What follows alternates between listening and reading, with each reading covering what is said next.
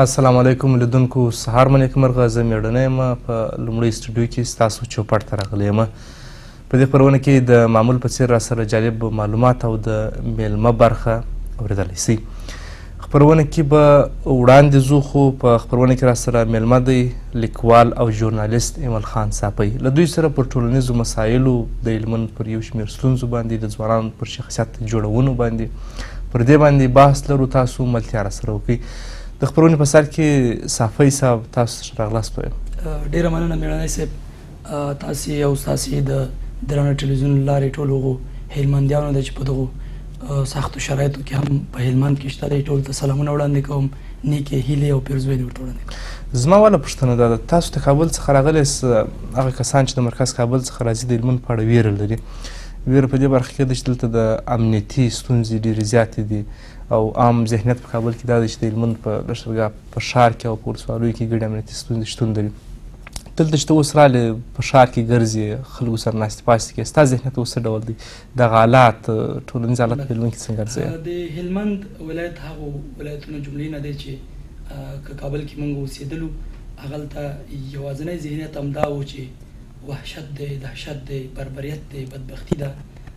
موږ هم دغه جادې اکثریت متاسفانه په داسې حالت کې لیدلې وي چې هلته به چاودنه پکې وه، هلته به د وژنو راپورونه موږ پکې لیکل.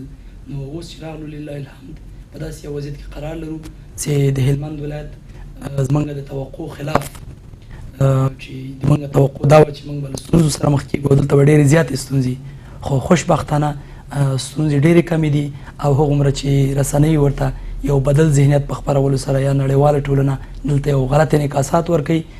خوشبختانه دومره ستونزې پکې نشته. موږ فکر کوو چې موږ یو بل څومره رسنیو انعکاس ورکړی دی دغه ستونزو؟ بلې، ځینې رسنۍ شته دی چې د بهرنیو لخوا نه او یا هم د کورنۍ تاوتریخوالي د لا زیاتېدو لپاره چې په کور دننه په افغانستان کې دغه تاوتریخوالی لا هم زور واخلي، دې لپاره کوشش کوي. د دې لپاره ښه مثالونه دا دي چې موږ هغه راپورونه دلته لرو چې هغه منفي راپورونه دي، خو مثبت هېڅ چا هم پورته نه کړل. دلته هیله مندونکي او هیله بخونکي راپورونه هېڅ نه نشریږي.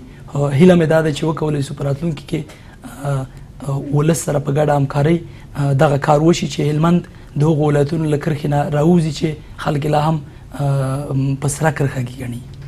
بلې، د رود دلته د هلمند لښکرګاه ښار د سیند پر غاړه باندې پروت دی. دلته بیا د سیند پر غاړه باندې یو پارک هم موږ لرو، هلته ورغلی او رود ته هم لاړلو. ډېرې ښې خاطرې لرو. هغه دوستان چې هغلته ول، هغوی موږ ته ډېره مینه راکړه. یو سپین ږیری بابا و، ما پرې غږ وکړ، ما ویل کاکا څه کوې؟ وایي زه کبان نیسم، ماهیان نیسم، چنګک ورسره و.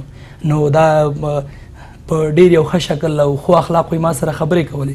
خو د تاسف ځای دا دی چې اوبه زموږ دي، خو مزې د نورو دي. دغه اوبه چې دلته په هلمند کې موجودې دي، که دغه په ښه شکل باندې وکارول سي د افغانستان د جنوبي ولایتونو، بیا په تیره د هلمند ولایت زراعت به ډېر لوی پرمختګ وکړي. خو دا اوبه موږ نه په مفته روانې دي. دغه د 21مې پېړۍ جنګ هم لکه د اوبو جنګ چې وي، او هر څوک هڅه کوي چې خوږو اوبو ته ځان ورسوي. خو متاسفانه زموږ 2 سیند دي، 2 رود دي چې هغه یو د اباسین دی او یا هم د هلمند رود دی، چې دا دواړه ګاونډیو ته ځي، او هغه تړونونه چې دوی سره سوي دي هغو باندې عمل نه کېږي. او زموږ مشران دې ټکي ته هېڅ پام نه کوي. د خلکو په وړو سیندونو باندې ډېر لوی کلي آبادي، خو زموږ په لویو سیندونو باندې واړه کلي هېڅ نه دي شوي. هغه ارمان دې راته ووایه چې په لښکرګاه ښار کې ګرځې، په زړه کې دې پټ ارمان راګرځي وایي کاشکې د دغه سیمې خلک دغه ډول وایي، تر څو دلته وده سوې وایي، اقتصاد جوړ سوی وایي، ستاسو په خبره کرهنه جوړه سوې وي او نورې چارې دلته جوړې سوې وایي. زه ځینو نږدې بهرنیو هېوادونو ته تللی یم. د لښکرګاه ښار څومره چې زه فکر کوم په داسې یو حالت کې قرار لري چې که کار پکې وشي، د دوبۍ د شارجې له ښار سره نږدې دغه لري، ورتهوالی لري. هغلته هم دغسې شکلنې ځمکې شته دی، هغلته هم دغسې د مارکیټونو لپاره آزادې پراخې سیمې شته دی، هغلته هم د هوا چې ده له هلمند سره ورتهوالی لري. خو یو شی چې هغلته دی، هغلته کار کیږي، ورځ تر بلې خلک خولې تویي، خپله انرژي خو یې خپله ده، د نورو انرژي هغلته استعمالیږي. زموږ انرژي د موږ خویندې له مکتبه منې کیږي، هماغه زموږ انرژي دی. زموږ انرژي د ځوانانو دی چې اوس هم په ولسوالیو کې چې اکثره زه پوښتنې کوم، هغه نیش ته تللي دي. په داسې حال کې د دوی د درس وخت و، د دوی د ژوند وخت و، د دوی د هغه څه وخت و چې وطن ورته اړتیا لري او وطن آبادولی سي. د زده کړې په برخه کې یوازې په شمالي هلمند کې په زرګونو هلمندي ماشومان او ځوانان د زده کړو څخه پاته دي. په په ډېرو ولسوالیو کې چې هغلته معمولي ناملي موجودې دي هغلته هم ښوونځي تړلي دي. په عمومي ډول په هلمند کې له زده کړې څخه د پاتې والي یو ناورین روان دی. که ستاسو فکر دغه حالت همدغسې دوام وکړي، فکر نه کوئ چې هلمندیان به په 21مه پېړۍ کې له ستر پرمختګ څخه له لویې ودې څخه او د هېواد په کچه به له دغه پرمختګ څخه پاتې سي؟ بالکل دغه اساسي او ابتدایي غوښتنو کې یو هم تعلیم دی، بل د ژوند کولو شرایط دي، او بل هم صحت دی. نو تعلیم چې دی په نړۍ کې یو اصل ده. دا چې خلک نړیوال موږ ته دروغ وایي که رښتیا، دوی وایي چې ایجوکیشن فار آل، زده کړه باید د ټولو لپاره وي. عرب، عجم، ښه، بد، تور، سپین، مسلمان، کافر، دا باید په دې کې نه وي. دا دوی قول دی. او زموږ په قول د پیغمبر علیه السلام د حدیث مطابق نر او ښځه دواړه باید تعلیم وکړي. دغه حالت ډېر زړه بوږنونکی دی، خو دا حالت هلمندیان بدلولی شي. دا حالت هغه خلک بدلولی شي چې دغه ملک ته، دغه ولس ته، دغه ولایت ته وفادار وي. هغه خلک نشي بدلولی چې هغوی د یو څو ډالرو لپاره د مافیایي کړیو لخوا نه دلته تمویلیږي، دلته چاغیږي، او دلته حتی الامکان تر دې پورې چې یو چا راته کیسه کوله چې یو قمندان صاحب یو خو چې هغه دلته نوی ګمارل کېده، چا ورته وایي چې 2 لکه افغانۍ مې در باندې. هغه وایي چې زه دلته ګمارل کېږم، که 2 ورځې ووتلې، 3مه ورځ راشه 2 لکه افغانۍ دې واخله. نو بنان څه معنا؟ که معنا دا وي چې قمندان صاحبان او له مرکز نه ګمارل شوي چارواکي دلته زموږ او تاسو وینې شي او زموږ وینې زبېښي، نو په داسې یو حالت کې هر هلمندي باندې دا لازمه، دا مکلف دی چې دوی خپله مټې رابډوي. هېڅوک چا تکلي نه کوي، هېڅوک نه غواړي چې نور پرمختګ وکړي، بلکې هغه څوک غواړي چې هغه خپله د یو خاورې د یوې سیمې واقعي بچی وي، او واقعي بچیان خپل وطن ته، خپلې مور ته او خپل ژوند ته وفادار وي. 3 میندې لرو چې یو پکې هم وطن دی، بله بیبي هوا ده، بله زموږ تاسو خپله مور ده. 3 واړه میندې باید وستایل شي، ونازول شي، مینه ورکړل شي، او بالاخره د هغې لپاره قرباني ورکړو. دغه د زده کړې په برخه کې صافه حساب په هلمند ولایت کې عام ذهنیت دا دی، خلک داسې فکر کوي چې زده کړه وکړه کار نه درته پیدا کېږي. موږ مثالونه هم لرو، یو شمېر کسان دي چې تر لیسانس پورې، ماسټرۍ پورې دلته په نورو هېوادونو کې په هلمند کې زده کړې کړي دي، هغه اوس هم بېکاره دي. دوی فکر کوي که موږ په خپلو ماشومان باندې هم زده کړه وکړو، هغو ته به هم کار پیدا نه سي. بلکل د زده کړې نه کول دغه منطق څومره پر ځای دی؟ دا یو ټولنیزه ستونزه ده. دا په افغانستان کې هم د بیکارۍ ستونزه یو عام مشکل نه دی. په امریکا کې هم اکثریت ایالتو کې بیکاري شته دی، او په نورو پرمختللو هېوادونو کې هم بیکاري اوج ته رسېدلې ده. دا یو نړیوال ناورین دی. ښه دلته په افغانستان کې هم ستونزې ډېرې زیاتې دي. مرکزي حکومت دومره کمزوری دی چې حتی خپله د ارګ په مخ کې که تاسو وګورئ 1 کیلومتري کې هغلته خلک نشه کوي. ډېر کله د ارګ په 2 دروازو باندې بریدونه کېږي. ډېر کله زموږ وزیر صاحبانو مشران ټارګېټ کېږي، هدف نیول کېږي. دا ټولې بې بندوبارۍ بیرته د همدغه حکومت دي. خو حکومتونه اکثریت خپل سیاست ساتي. که موږ وکولی شو چې ځوانان خپله تعلیم وکړي، خپله یو ذهنیت را جوړ کړي، خپله پورته شي، فابریکه جوړه کړي، خپله پورته شي یو زراعت رامنځته کړي، خپله پورته شي یو ښوونیز روزنیز مرکز رامنځته کړي، خپله پورته شي ځان ته یو نفقه او حلاله روزي پیدا کړي. دا به هم زموږ حکومت سره مرسته وي او هم بل د ځان سره مرسته وي. دا په هغه حالت کې کېدلی شي چې یو ځوان تحصیل وکړي، واقعي تحصیل وکړي. که زه تحصیل ونه لرم کېدای شي یو طرحه جوړه نه کړی شم، خو که زه تحصیل ولرم د ژوند او د برنامه‌ریزي لپاره ډېر مواد ځان سره لرلی سم. نو همدا دی چې هلمندي خویندې او ورونه باید په داسې یو حالت کې کار وکړي چې هغه د دغه هلمند ولایت د بحران نه د وتلو، د افغانستان د بحران نه د وتلو، او د امت مسلمه چې تقریبا په 100 شاوخوا هېوادونه مسلمانان دي، حد اقل باید یو الګو اوسو. سید جمال الدین افغان یو افغان دی، خو ایران خپل ګڼي. څه معنا دا دی چې هغه په ځان باندې سرمایه ګزاري کړې وه، او بهترینه سرمایه ګزاري په خپل ځان سرمایه ګزاري ده. که موږ 200 افغانۍ یو ښوونیز مرکز ته په فیس ورکوو، دا زموږ د راتلونکي لپاره یو ډېر غټه ذمهواري ده. بل اساسي ستونزه چې په افغانستان کې شته، افغانستان کې بهرنیانو دلته ډېرې مرستې کولې، د هر چا په جیب کې به ډېرې غټې پیسې وي، د خیرات په ډول هغه پیسې راتللې. خو اوس هغه خیراتونه په یو لحاظ ښه شول چې بند شول، او په یو لحاظ بد شو چې بند شول. ښه والی دا دی چې موږ باید خپل وطن را جوړ کړو. که بهرنیان موږ ته وطن را جوړوي، هغه پیسې پښتو متل لرو چې پردي خواړه یا پور دی یا پیغور. نو که خپل وطن خپله جوړ کړو، هم به پیغور نه بچي او هم پور نه. او بد ټکي دا دی چې افغانستان په ډېر بد حالت کې قرار لري. که موږ دغه 14 کاله کار کړی، هغه بنسټیز نه دی شوی. اوس موږ کولی شو چې پوه شو چې یو سړک څنګه باید قیر شي.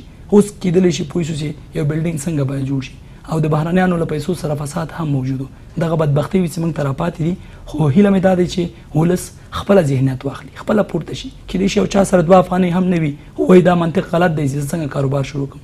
خو ډېر کارونه دي چې په طرحه شروع کېږي، ډېر کارونه دي چې د څو ځوانانو په یو ځای کېدلو سره دا شروع کېږي، چاغېږي او یو غټه غښتلتیا او بدلون رامنځته کولی شي. که اوس په پیل کې څوک پیدا شي دغه حرکت رامنځته کړي، د حرکت څوک اوس موږ نه لرو.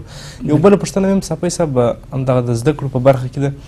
ما مخکې وویل چې یوازې د هلمند په یو څو ولسوالیو کې شمالي هلمند کې په زرګونو زده کوونکي له زده کړو څخه پاتې دي. دغه ماشومان به آینده څه برخلیک ولري چې اوس دوی زده کړې ته ښوونځي ته لاسرسی نه لري؟ عواقب ډېر بد عواقب دي. دا که وسلوالې برخې دي، وسلوالې ډلې دي، متاسفانه په یو نوم په بل نوم دا زموږ تاسو د بربادۍ لپاره بېلابېلې پروژې دي، که دا حکومت دی، که دا سیاسون دي، اپوزیسیون دي، ټول باید دې ټکي ته پام وکړي چې هر څوک په دغه خاوره کې یو افغان وګړي ته د فرد په اساس باندې یو فرد ته هم دوی زیان رسوي، دا تاریخ پټ نه پرېږدي. او عواقب که سړی داسې فکر وکړي چې تعلیم په نن وخت کې جمع ټکنالوژي ژوند دی، که تعلیم ونه لري، په ټکنالوژي پوه نه شي، نو ته هم ړوند دی، هم کوڼ او هم شلی. نو همدغه داسې ارتباطات هم دلته جوړېږي چې تعلیم باید ولرو، ژوند هم دلته جوړېږي چې باید تعلیم ولرو. نو عواقب هم زموږ په خپل لاس کې دي. هغه یو مقوله هم شته دی چې د حدیث نه راژباړل شوې ده، وایي خدای هم نه بدلوي حال د هغه قوم چې څوک نه بدلوي خپل حالت په خپله. نو که موږ کینو وایو چې والا تعلیم ته لاسرسی نه لرو، وژاړو، په ژړا مشکلات نه حلېږي. موږ باید مټې راونغاړو، راپورته سو، خپل وطن، خپله سیمه، خپله کورنۍ په خپل لاس باندې پرمختګ ته ورسو. نور ملتونه خپله سخت کار کوي او د همدغه سخت کار ثمره یې ده چې دوی جوړېږي. موږ هر څه ولسمشر نه غواړو. ولسمشر یو فرد دی، هغه بهرنی سیاست، کورنی سیاست، نو ټول ناخوالې یو نفر نه شي حلولی تر څو دا 10 یا 15 میلیونه دا یو متاسفانه چې احصایه هم لا دقیقه نه ده، دوی ورسره همکاري ونه کړي. نو که هر فرد، هر افغان خپل مسؤلیت درکړي، خپله ووایي چې زه یې کولی شم، پورته شي، حرکت وکړي، وخاندي، خوشحاله شي او په همدغه شکل باندې دوی ووایي چې زه هغه څوک یم چې ملایز یو افغان دغه ټولنې ته بدلون ورکوی شم او زما هغه مشران چې دي، احمدشاه بابا دی، میرویس خان نیکه دی، د هغوی په لار ځم او پرمختګ ته رسم. دا یو معقوله نظریه ده او دا د دوی د رفاه او سبا او بدلون او اصلاحاتو سبب کېدلی شي. صافی صاحب د خپرونې په دې برخه کې راپور اورو، له هغه څخه وروسته بحث ته دوام ورکوو. لیدونکو راپور راسره وګورئ، له راپور څخه وروسته زموږ بحث دوام لري.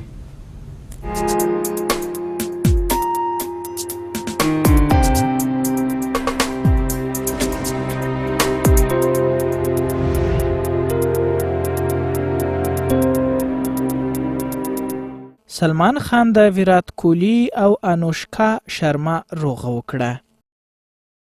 د ریپورتونو له مخې سلمان خان هڅه کوي چې د هندوستان د کرکټ د وتلي لوبغاړي ویرات کوهلی او د هندي د نوموتي فلم نجلۍ انوشکا شرما ترمنځ روغه جوړه وکړي. انوشکا شرما چې اوس مهال د سلمان خان سره یو ځای د سلطان فلم په جوړولو کې مصروفه ده، داسې ویل کیږي چې سلمان خان ورته ویلي چې د کرکټ د لوبغاړي ویرات کوهلی سره راولاړه لانجه پای ته ورسوي او بیرته له بیلتونه سره یو ځای شي. خو اوس تازه داسې ویل سوي چې د سلمان خان دغو کوششونو نتیجه ورکړې ده او په ممبئی ښار کې په یو هوټل کې ویرات کوهلی او انوشکا شرما یو ځای لیدل شوي دي چې د غرمې ډوډۍ یې سره خوړله.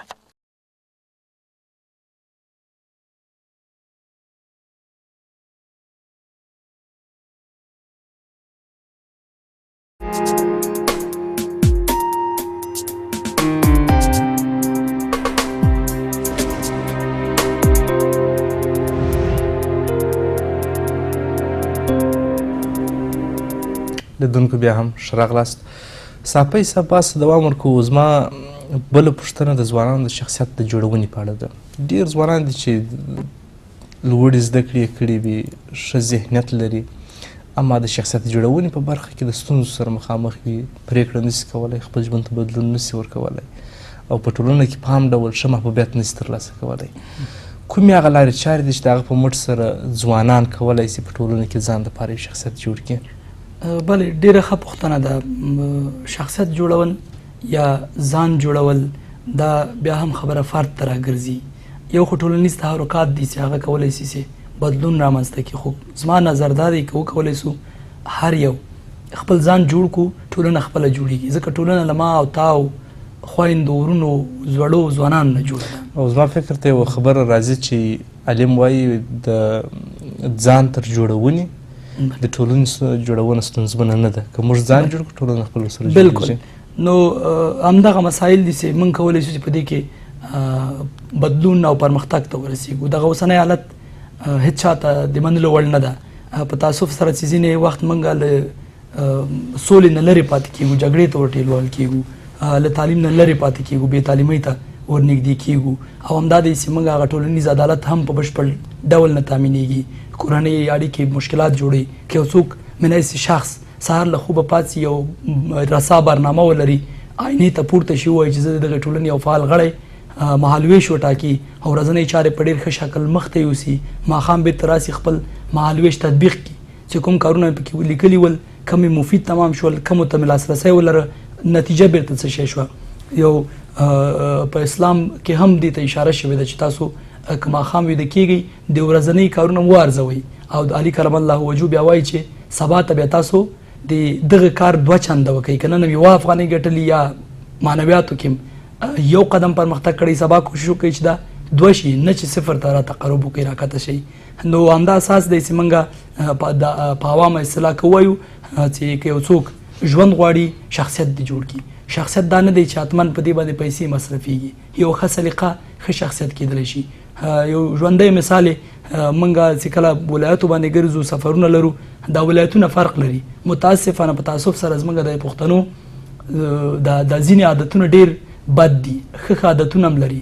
میلمه پالنه ډېر ښه دود دی او دا دود په ډېرو ولایتو کې متاسفانه په مړ کېدو دی په ډېرو کې شته ډېر یو عادي غذا وي خو ځینو ولایتو کې ډېره ښه پخوي ډېره ښه یې جوړوي ډېره پاکه یې پخوي ډېره کمه یې راوړي خو هغه ډېر خوند لري او ډېر ولایتو کې بیا داسې وي چې ډېره زیاته غذا راوړي خو هغې کې بیا خوند نه وي دا خپله د دغې کورنۍ په شخصیت باندې په ملکیت باندې په هغه ټولنیز ژوند کې د ګډون باندې ډېر مثبت او منفي تاثیرات لري که څومره سلیقه مثبت وي هماغومره د کور احترام ورسره لوړ ځي څومره چې سلیقه خرابوي هغومره ورسره د کور د غړو محبوبیت په ټولنه کې کمیږي په اجتماعي روابطو کې هر چا سره ښه کول دا خپله سکون دی آرام دی پرمختګ دی که یو بل چا سره ښه کوو په دې نیت باید ونه کړو چې ما ته بیرته ښه راورسیږي هر څه باید د رب لپاره وکړو هر څه باید د خدای جل جلاله د رضا لپاره وکړو که یې د دې لپاره کوو چې زه یو چیرته کښېنم او بل چیرته ګټه راته ورسیږي دا بیا یو دروغجن شخصیت جوړونه صافی صاحب اوس پوښتنه دلته دا د هغه لارې چارې چې د شخصیت په جوړولو کې مرسته کوي ممکن ډېری ځوانان پر دغو لارو چارو باندې وپوهېږي اما په دغسې یوه ټولنه کې چې هلته شخصیتونه وژل کېږي د شخصیت وده به ستونزمنه نه وي په خاص ډول په هلمند ولایت کې که ځوان راپورته کېږي هغه د اراده نسي د ځان سره چې زه په دې ټولنه کې غواړم شخصیت جوړ کړم ډېره ستونزمنه به نه وي د هلمند ولایت زموږ عمر هم کم دی خو چې څومره خبرېږو د 10 یا 15 کال نه څومره بدلون چې دلته راغلی دی په فکري لحاظ بل چېرته نه ول ښه مثال یې دا د مهربانۍ دیوال دی دا خپل دغسې کارونه د خلکو په شخصیت باندې مثبت تاثیر کوي شخصیت داسې نه کېږي چې موږ کور په کور لاړ شو ورته ووایو چې سلیقه دې سمه ده یو مثبت یو ټولنیز یو رسنیز کمپاین ته اړتیا لري چې یو 2 کسه راپورته شي هغوی ته وښیي لباس خپله د شخصیت یو برخه ده مثبت خبرې کول خپله د شخصیت یو برخه ده هیلې ورکول مثبت ارزونه مثبت ګرایي دا خپله د شخصیت یو برخه ده خلکو سره ښه تفاهم خپله د یو مثبت شخصیت برخه ده په اخلاقو خبرې کول دا خپله د شخصیت یو برخه ده هغه څوک چې غواړي یو ښه شخصیت ولري هغه د سیرت النبي صلی الله علیه وسلم ولولي د صحابه کرامو کړنې کردارونه او افعال دې وڅېړي ودې ګوري چې هغوی څه کول دا موږ ته یو ډېر ښه الګو کېدلی سي او دا د بیا مقایسه کړي له اوسنیو مدنیت غوښتونکو سره هغوی هم اکثریت د هر څه چې کړي غلا کړي دي د پیغمبر علیه السلام خبره راواخلي یو څه یې بڼه بدله کړي بیا ورته ولیکي چې مارتن لوتر کینګ یا ورته ولیکي ابراهام لینکن یا ګاندي څوک دی هغه څوک دی چې هند ټول پې راټول دی خو په عین حال کې د ګاندي اکثریت خبرې عدم تشدد دي اسلام 1400 کاله مخکې موږ ته عدم تشدد خبره کړې ده پیغمبر علیه السلام په طایف کې له بد مشکلاتو سره مخ شو خلکو ورسره بد اخلاقي وکړله خو د مقابل کې بردباري وکړله نو هغه چې یو هندو دی پیغمبر علیه السلام لاره غیر مستقیم عملي کوي. که موږ راشو د پیغمبر علیه السلام خوږې کیسې ولولو موږ به ډېر ښه یو مطلوبې لارې ته ورسوي. اوسني سیاستونه اکثریت متاسفانه دروغجن دي. که دغه سیاستونه یو څه را ترمیم کړو دا نوي ځوانان بیا کولی شي. زموږ شخصیتونه وژل کېږي دا لویه توطیه ده. او د خواشینۍ یوه خبره هم دا ده چې زموږ ډېری ځوانان د شخصیت جوړونې په پلمه باندې په ټولنه کې د ځان مطرح کولو په پلمه باندې د دغو ناوړه سیاستونو ښکار ګرځېدلي دي. طبعا دلته په افغانستان کې بیا متاسفانه په پښتون میشته سیمو کې دا کله چې موږ مدنیت په وحشت بدلیږي دا هغه څه دی چې موږ پکې ځان غوښتنې ته ځو. او د دې ترڅنګ شخصیت دوه قسمه دی. یو واقعي شخصیت دی، یو دروغجن شخصیت دی. دروغجن شخصیت آینده نه لري. هغه څوک چې دروغجن شخصیت ځان ته ورکوي په نن کې مدني فعال دی، ټولنیز عدالت ته ژمن دی، او د ولس په نفع او د ولس لپاره چې وایي خو په راتلونکي کې د بیرته بیا افشا کېږي چې د کومه لوبه څه ډول کړې ده. ځکه وخت او حالات داسې راغلي دي چې د چا هیڅ ډول شخصیت نه پټېږي. نو په کار دا دی چې هر ځوان ځان مسؤل وګڼي. دا د شخصیت یوه برخه ده. بیا په مطالعه او په زده کړه ځان سنبال کړي دا یې بله برخه ده. په ټولنیزو مسایلو کې ځان ښکیل وګڼي. مدني برخې، فرهنګي برخې، ادبي برخې، سیاسي برخې. موږ سیاست ته اشد ضرورت لرو. شاعري موږ ته مهمه ده خو ولې هغه خیالات دي. موږ ته واقعي ژوند مهم دی. موږ ته د افغانستان په هر وضعیت کې څېړنه پکار دی، تحلیل پکار دی، بررسي پکار دی، تطبیق پکار دی. د افعالو کردارونو جج یا قضاوت او تحقیق په دې برخه کې موږ ته پلټنه پکار ده.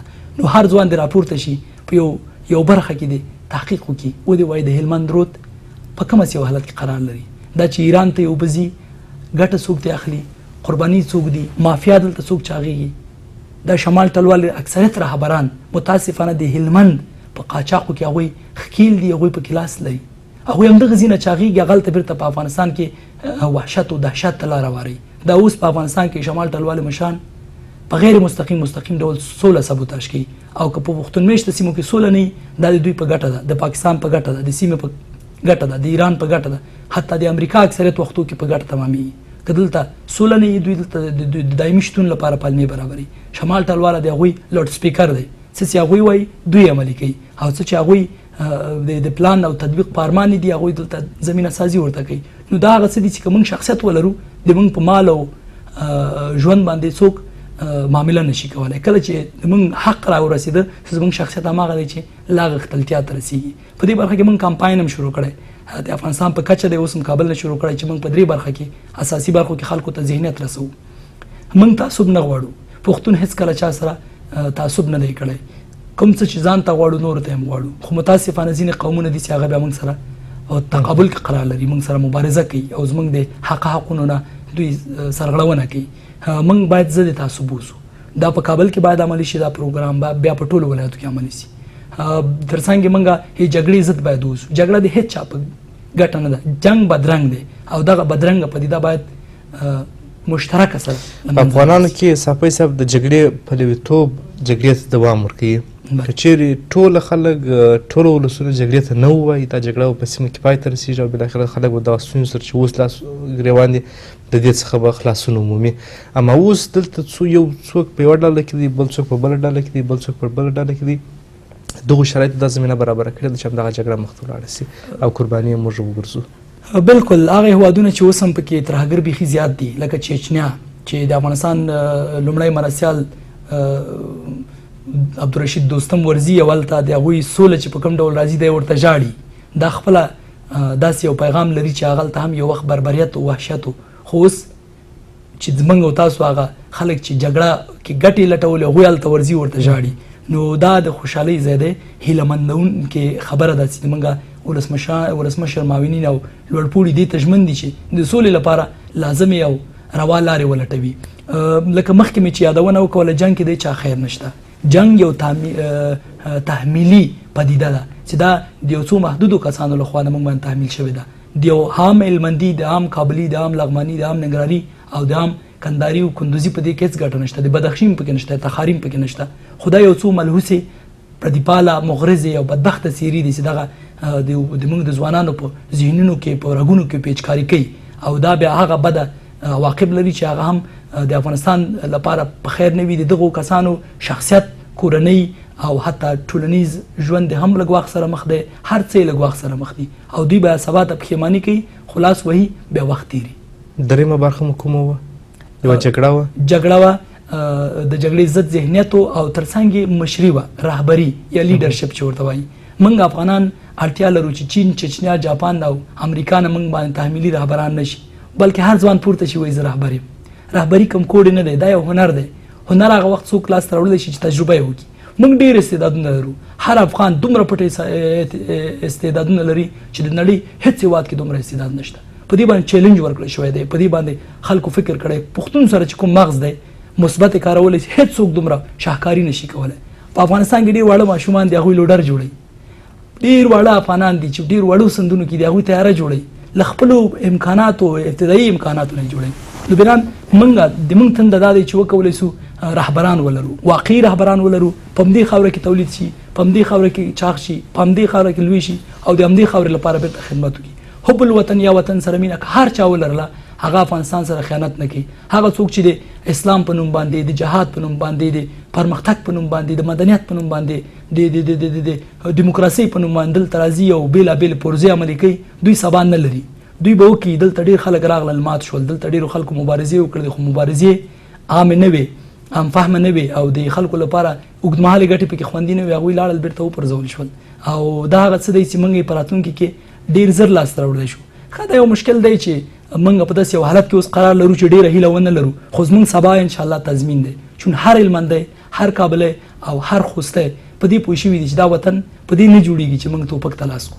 هغه څوک چې توپک لري هغه هم د توپک میل ورته بد ښکاري، هغه د باروتو بد بوی دوی خپله خسته کړي دي، خو متاسفانه چې زمینه نشته چې هغوی راشي سوله وکړي. دغه حکومت دومره خاین دی، دومره بدبخته دی چې فساد زموږ او تاسو فرهنګ ګرځېدلی. چېرته چې فساد فرهنګ شي نو بیا هغلته د آبادۍ او بدلون هڅې ډېرې خدشهداري کېږي، ستونزو سره مخ کېږي. په هلمند کې هم دغه د فساد مشکلات ډېر زیات دي چې د ولس او دولت ترمنځ یې عمده فاصله رامنځته کړې ده. یو هلمندی چې غواړي رهبر سي، کومې لارې چارې دي چې استفاده وکړي دغې موخې ته ورسېږي؟ هلمندی ډېر زر رهبر کېدلی سي، زه په دې باور یم. چون دغه موقعیت داسې یو موقعیت دی، دا خوږې اوبه، دا د دوی مینهناکه لهجه، دا د دوی مینهناک اوچلی، دا د دوی ټنډه دومره پراخه ده، دومره رسا پیغام لري چې دی د رهبرۍ لپاره بیخي جوړ دی. هر هلمندی ورور، هر هلمندی خور. دوی د تجربه وکړي، تجربه د همدې نه وکړي چې دوی د یو مهال ویش ځان ته وټاکي، یو تقسیم اوقات، یو ډېر وړوکی تقسیم اوقات. دوی د اجتماعي اړیکې وپالي، مشر ته د مشر په سترګه وګوري، په کشر د شفقت وکړي. کله چې دا سټیپ یا دغه سټیج یا دغه پړاو تیر شو، درېیم پړاو کې دا دی چې دوی مطرح کېږي. د رهبرۍ لپاره شهرت مهم دی. کله چې دوی مطرح کېږي، دوی خپلې روا غوښتنې حلولی شي. په راتلونکي کې دوی کولی شي چې ځینې وړې بې عدالتۍ د دې لپاره مبارزه وکړي، هغه څه چې ولس ورسره سخت په مشکلاتو کې ګیر دی.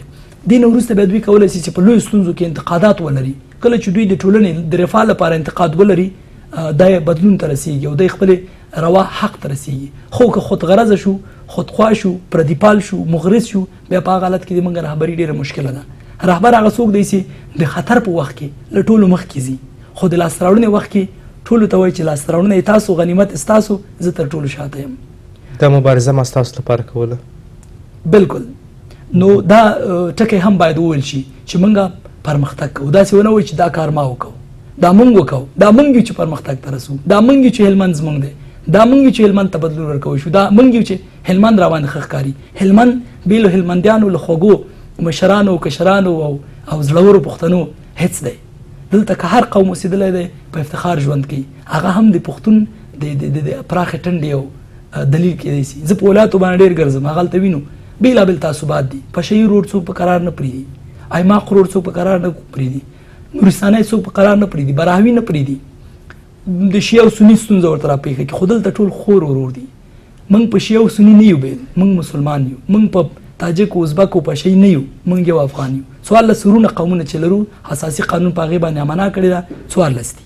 موږ د هر چا حق غواړو، خو ولې د مشر ورور حق باید د مشر وي، د ورپسې ورور حق د ورپسې وي، کشر ورور باید د مشرۍ، یعنی داسې مشرۍ چې هغې کې د مادي او معنوي لحاظ نه غنامندي نه وي، استعداد پکې مطرح نه وي، حق خوړلو په معنا یې موږ یې نه غواړو. همدا دی چې که هر چا ته خپل حق ورسېږي، ټول به رفاه باندې، په ارامۍ باندې او ارامښت باندې ژوند ولري. د شخصیت په جوړولو کې صافی صاحب زده کړې څومره مهمې دي؟ یو شمېر کسان دي چې د 12 ټولګي څخه فارغه سي بیا په دغه مدني فعالیتونو باندې ټولنیزو چارو باندې بوخت سي لوړې زده کړې پاتې وي. ستاسو په باور باندې د شخصیت په جوړولو کې زده کړې څومره مهم رول لري؟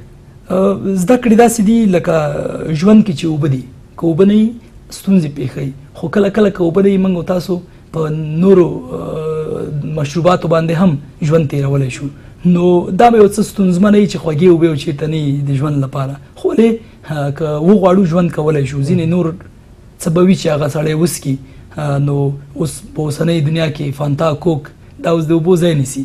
نو ښه به دا وي چې موږ موازي حرکت وکړو، هم رهبري وکړو، هم شخصیت جوړ کړو، هم ورسره خپل تدریسي چارې تکمیل کړو، خپل درس ورسره ووایو. که موږ وایو چې رهبر ته درس مهم نه دی، دوستم هم یو رهبر دی، خو هغه خطاګانې چې بیا دوستم کوي یو واقعي او با استعداد ځوان هغه نه کوي. نو که په نړۍ کې هر څه د استعداد په اساس شي هر څه به جوړي. موږ په هلمند کې، په کندهار کې، په جنوبي ولایتونو کې ډېرې سرشارې سیمې لرو، ډېر زړورو ننګیالي کسان لرو، خو متاسفانه زموږ رهبران چې ول یوازې هغه څوک چې د هلمند په اصطلاح خشکې زده وي. نو هغوی نشي کولی چې د ټولنې وضعیت ته بدلون ورکړي. که هغوی خپل تحصیل پوره کړي نو موږ ورته هرکلی وایو، هر کله دې راشي او دغه ټولنه دوی ته اړتیا لري، که مشر دی که کشر دی مخکې دي سي. ما په پیل کې ستاسو پېژندنې کې وویل چې لیکوال او ژورنالیست. که د ژورنالیزم د وخت یوه خاطره دې راته ووایه، خوږه خاطره، نور خپرونه راتړو وخت هم کم دی. د ژورنالیزم خاطرې خوشبختانه خوږې هم پکې ډېرې شته او ترخې هم پکې شته. ترخې لري؟ ترخې بیخي زیاتې دي. زه به چې کله سکرین ته کېناستلم ما به هغه شېبې شمېرلې په ټلویزیون کې چې کاش نن د جګړې خبر نه وي، کاش نن یو څوک ترور شوی نه وي، کاش زما د سیمې، زما د خوږو پښتنو یو مشر بیا په وینو لید د خپلې کورنۍ، د خپلې مور په مخ کې نه پروت. خو متاسفانه ډېره هڅه مې وکړه، 7 کاله یا 8 کاله چې زه رسنیو کې وم، داسې ورځ ډېرې کمې راغلې چې ما به داسې یو ولایت چې هغه پښتون میشته و هغلته د وینې تویونو غږ نه اورېده. او رسنۍ متاسفانه بیا هغه څه دی چې که وغواړې که ونه غواړې ته یې باید واورې. ډېر کله مې نه غوښتل چې واورم. دا یو بد څه و چې زما په ژوند کې دغه کړی و، بد تاثیر یې لره. یو د جمعې ورځ به هغه به چې زه کور ته کله تلمه هغلته مې بیا تلویزیون د همدې لپاره نه و چې کاش نن یې وانه اورم. خو متاسفانه چې سبا راغلمه هغه پروني خبرونه بیا را باندې په لوټون کې ویل کېدل، بیا به هماغه د وژنو خبرو. نو زما هیله دا دی چې رسنیو کې واقعیتونو ته وکتل سي. معاملې لنډمهاله دي، هغه موږ ته ګټې نه راوړي، موږ ته واقعي بنسټیز کارونه پکار دي.